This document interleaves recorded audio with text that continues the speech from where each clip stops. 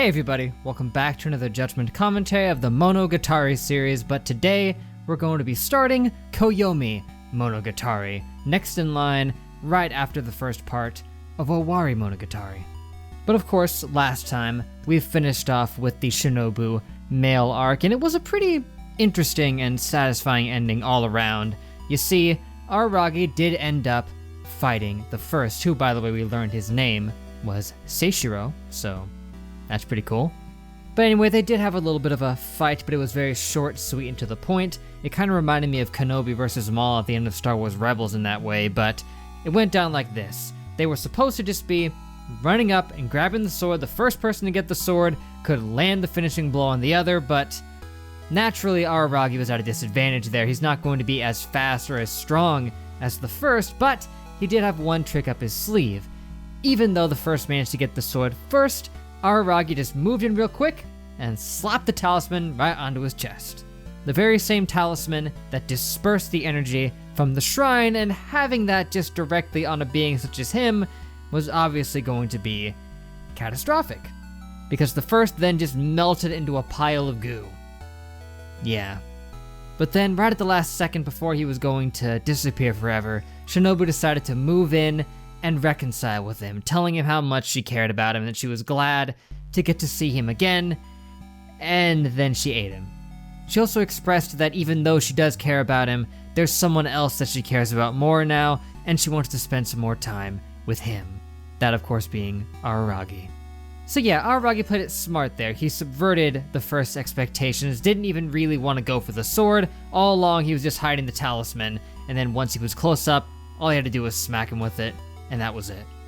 But here's an interesting thing. They showed that Guyan seemed to be surprised that Araragi had the talisman, but apparently in the source material, she was not surprised at all, and she was just as cool and confident as ever, because why would Guyan, of all people, be surprised that Araragi was doing anything? Because, you know, she knows everything. I guess you could just play it off that she was faking being surprised, but even still, all in all, though, I would say that Shinobu Male was a pretty good arc. Not the best, not the worst. It was, you know, decent. It had some nice narrative themes to it and provided some good context into all of the stuff that led into the series, because the first showing up in town is what caused most of this to happen, so it does contextualize a lot of that, and the narrative themes about Shinobu moving on are quite nice as well. But now, Koyomimonogatari is weird because, unlike the other episodes, each episode is like half length. Each one's like 13 minutes each or so, like 13 and a half. So to make up for that, we're going to be doing 2 episodes in one, not just one at a time, because there are, in fact, 12 of them, meaning we're going to get 6 videos out of it. Even though I could just go one at a time, it probably wouldn't be paced super well if I did that, let's be honest. But what exactly is going to be happening in Koyomimonogatari? I don't know. When's it going to take place? I also don't know. We filled up a lot of, missing points in the timeline here, especially with that last arc. I mean, yeah, that fleshed things out really well, but I just don't know when Koyomi is going to be taking place, but I guess we'll find out. So yeah, not much else to say. I guess we can just get started with Koyomi and see exactly what we're going to be getting into, as we usually do. This is an interesting change of pace, a very, very different vibe in these 2 episodes compared to any other episodes we've seen.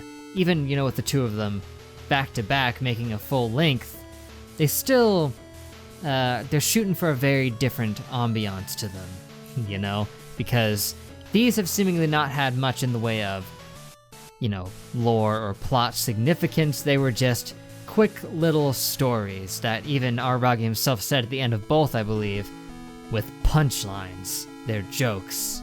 So far, it's just been little moments throughout the series where Araragi, or Senjugahara, or even Hanekawa are misidentifying objects as being of more significance than they really are. And honestly, that makes sense, given how many oddities that he genuinely does come across. Seeing something that looks like it could potentially be an oddity and just assuming that it is one is fair. And he had more of a reason to believe it with the second one because he was hopeful to just sell the story to Oshino, when in reality it was just a regular thing. By the way, after looking it up, it looks like Staple Stable was, in fact, the first OP with Hitagi Crab. Yeah, so I was right on the money. No wonder I couldn't remember it, though. That was like so long ago that I reacted to the first part of this. Jeez, man. It was clear as day that it involved Senjigahara, and after the stuff they said at the beginning, it seemed clear that it took place after Hitagi Crab, but it's no wonder that I couldn't remember exactly where it came from. But gosh, man, looks like these are shaping up to be a bit more of a light-hearted sort of thing, you know? Just a bunch of misunderstandings, or maybe they'll mix it up in the middle somewhere. Who can say? Each episode seems to be its own contained arc, a very, very unique idea here. They're just little half-episode sized shorts going over little different points in Araragi's life throughout the series. But what does fate have in store next? Let me turn on episode 3 and see if it can give me a preview. Okay, I know which one that one is. Right out of the gate, that's Mayoi Snail. No, that's weird. That was right after Hitagi Crab, and I still managed to get it immediately. Don't know how that happened. But oh well, I enjoyed these episodes. They were fun, a lot more lighthearted, and I guess it's nice to have a little bit of levity every now and again, and I guess this series of shorts might provide that. Who knows, we're only 2 episodes in of a 12-episode arc here, so we'll see what the rest has in store. But for now, I guess that's it, guys. Thank you for watching. Make sure to leave a like and a comment if you enjoyed. Subscribe to be updated on more. That'd be great. Next time, episodes 3 and 4, where apparently episode 3 is going to be taking place around the time of Mayoi Snail. Fascinating. Yeah, I had fun. Let me know what you thought of these episodes as well, and if you're excited for more Koyomimonogatari madness. But it's all I got for now, so till we meet again, I will see you guys later.